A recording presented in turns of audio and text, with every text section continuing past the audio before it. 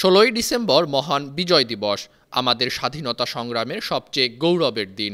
১৯৭১ সালের এই দিনে ৩০ লাখ শহীদের রক্ত ও ২ লাখ মা বোনের সম্ভ্রমের বিনিময়ে বাঙালি জাতি চূড়ান্ত বিজয় অর্জন করে এবং নিঃশর্ত আত্মসমর্পণ করতে বাধ্য হয় দখলদার পাকিস্তান সেনাবাহিনী।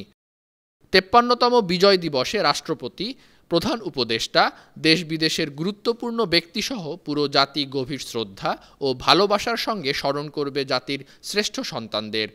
আর এ লক্ষ্যে প্রস্তুত করা হয়েছে সাভারের জাতীয় স্মৃতিসৌধ।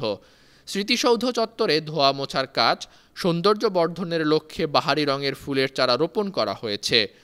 পুরনো ফুল গাছগুলোর ডালপালা ছাঁটাই সহ বিভিন্ন সিঁড়িতে ও গুরুত্বপূর্ণ স্থানে পড়েছে রং তুলির আঁচড়। এদিকে বিজয় দিবসের আগেই জাতীয় স্মৃতিসৌধের সব ধরনের কাজ শেষ করেছে গণপূর্ত বিভাগ। লক্ষ লক্ষ জনতা সাভার জাতীয় স্মৃতিসৌধে বীর শহীদদের সম্মানে পুষ্পস্তবক অর্পণ করবেন।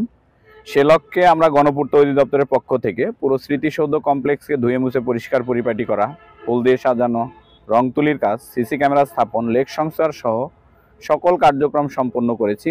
সাভার স্মৃতিসৌধ মহামান্য রাষ্ট্রপতি, মাননীয় প্রধান উপদেষ্টা, মাননীয় উপদেষ্টা মণ্ডলী সহ লক্ষ লক্ষ জনতার শ্রদ্ধা নিবেদনের জন্য পুরোপুরি প্রস্তুত রয়েছে। নিরাপত্তার বিষয়ে ঢাকা রেঞ্জের অতিরিক্ত ডিআইজি বলেন, পুলিশের বিভিন্ন সংস্থার সাথে সমন্বয় করে স্মৃতিসৌধের নিরাপত্তা নিশ্চিত করা হয়েছে।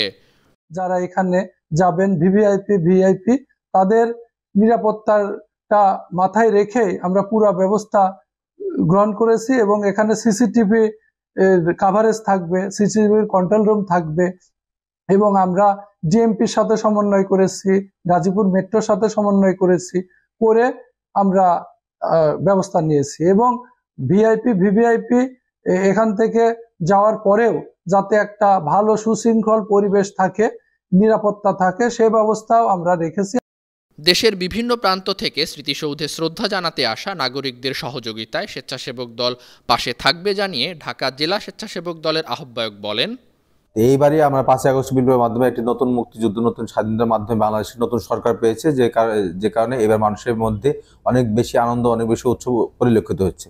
আমাদের কেন্দ্রীয় মহাসচিব সহ বিএনপি জাতীয় স্থায়ী কমিটির সদস্য, অন্তর্বর্তীকালীন সরকার প্রধান সহ উপদেষ্টাবৃন্দ এবং সাধারণ মানুষ, লাখ লাখ মানুষ এইবার স্মৃতিসৌধে নির্বিঘ্নে পুষ্পস্তবক অর্পণ করতে আসবেন বলে আমরা জানি। আবার সাধারণ মানুষের পাশে থেকে তাদেরকে পুষ্পস্তবক যাতে শান্তিতে নির্বিঘ্নে দিতে পারে, সেই জন্য আমরা আমাদের সর্বাত্মক ভূমিকা থাকবে বলে আমরা মনে করি।